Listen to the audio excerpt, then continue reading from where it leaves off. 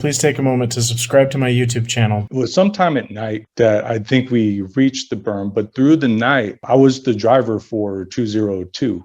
So I had a vehicle in front of me, 3 tanks in front of him, and then the assistant section leader behind me, and then the other vehicles in our convoy. I couldn't tell you who all was back there. I'm not sure. I was pretty much confined to looking forward, and I couldn't really turn around because my hatches combat locked over my head. But as we were pushing, I can tell you that you had 2 other vehicles behind you in first section, and then you had 4 vehicles from second section, and then it was the platoon sergeant, and then my vehicle. Gotcha. Anyway, so we're pushing through the night, and my crew chief says, "Hey, look up." So I'm driving. I borrowed some NVGs from the infantry earlier that day because I didn't really have anything to see where I was going. And, you know, we're not operating with lights on or anything. We're basically just moving through the dark towards silhouettes so that we don't give away our position and the enemy can't really spot where we're at. So I look up in the NVGs and I just see, like, it looks like hundreds of shooting stars just arching through the air. And I was like, oh, that's cool. You know, the artillery's, you know, blowing something up. And my crew chief was like, yeah, there's a hill out there, Safwan Hill. And it's basically, that hill is the only, or the tallest feature right there next to the Iraq and Kuwait border. And they were bombing it because there was a lot of observation equipment. Iraq was using it to kind of spy across the border into Kuwait. We were moving up to the border, so we didn't want to let them get, excuse me, we didn't want to let them know where our position was. So we were just bombing the crap out of it. You know, jets flying over, dropping bombs, artillery just pounding it. That, if I remember correctly, that hill was about a little over 400 feet tall. One of the reports I read after the war said that they estimated about 100 feet got taken off the top of that mountain just from all the artillery and all the ordnance that was dropped on it. That's believable. Yeah, they were just hammering that hill. You can see the flashes and everything. You hear the booms kind of echoing all across the landscape. Oh yeah, that thing was going up like the 4th of July. It was pretty awesome. It was beautiful. But so we finally pushed up to the berm. At some point, the engineers had breached the berm. I believe, I don't know how many people had gone through before us. But while we were waiting to push through the berm, we started getting reports back that the 2nd Al-Medina, one of the Iraqis' tank battalions, had moved south to meet us at the border. So instead of, I believe the original plan was to hook around to the right and north of Safwan Hill. But getting that report back down, saying that tank battalion had moved down, we ended up cutting, I believe it was south and west. Basically to the left, around the back of Safwan Hill, off to the left.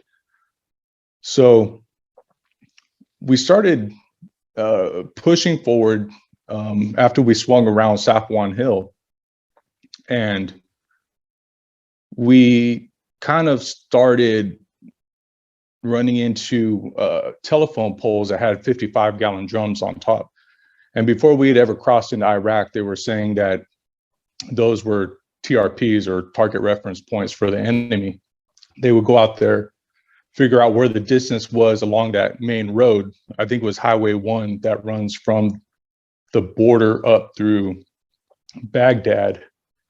And that was going to be our primary route to Baghdad. So the Iraqis had set TRP points along the highway so that they could call in effective fire on our vehicles as we move north. They knew we were going to take that road. I'm sure I'm sure the generals knew the risk of using the MSR, the main service road or main service route or whatever that acronym is. But at the same time, you can't really go off-road and try and, do crazy stuff because we're racing toward Baghdad. So the fastest way is to really push that convoy up the MSR, and it reduces fuel usage, it speeds up our advance, things of that nature. But then you also get out there and you start reaching target reference points that the enemy's using for spotting artillery and things of that nature. So it was a little unnerving, but we didn't really run into any artillery, so that was good. Well, at that point, anyway. At that point.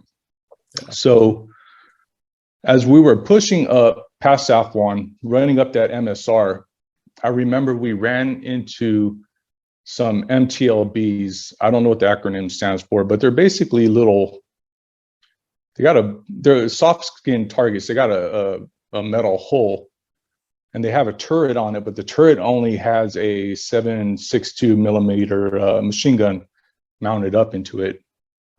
So actually, hold on, let me back up. There's the first engagement I wanted to talk about before that. Sorry. So our first engagement, we ended up coming up to an overpass, and the 3 tanks in front of me pushed under the overpass, and we could see on the top of the overpass there was like sandbags and stuff like that. So we knew the position had to have been manned at some point, or they were planning to man it, or maybe it was still manned right there. I don't know. But the 3 tanks push under that overpass. My section leader starts pushing under the overpass and then stops. And so now I'm stuck on the backside of the overpass, wondering what's going on. I can't see anything past that overpass because of the berm. It was, raised. And so the tanks, I hear, contact, right somewhere off in that distance, and the tanks start, unloading machine guns and stuff like that. My section leader starts unloading. Where I'm at, I'm just like, man, all this action, our first engagement, I'm stuck behind this hill, this overpass. So somebody dropped their ramp during that firefight, like right under the overpass. Was that you, or was that your section leader? That had been my section leader. I don't think any of my infantry dismounted. But I was standing up in my turret watching all of this like an idiot. Well, it was our first engagement, I don't think any of us were really taking it too seriously yet. But I remember the mortar section dismounted off their track.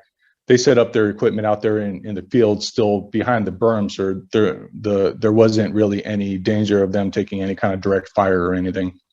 So they went and set up the mortars, and they fired, and the first mortar landed on our side of the berm, and it just happened to hit an oil line. So there's a bunch of oil lines that were pushing, kind of like running across from my left to right as I was looking forward. And that mortar comes in and drops short, and boom, it's that oil line, and then it's just like huge fireball goes up, and it's just sitting there burning and spewing fire everywhere, black smoke's going everywhere. And I just remember thinking, oh God, here go the gas prices. So they ended up getting the mortars over the overpass this time. So they're laying down mortar fire.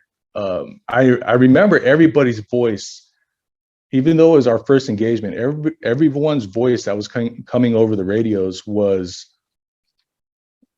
really calm. It was almost like we were commuting up the road, and then we stopped to look at something, and in movies you hear like people like get into combat and they're just like really panicked, over the radios, and there was like no hint of panic whatsoever.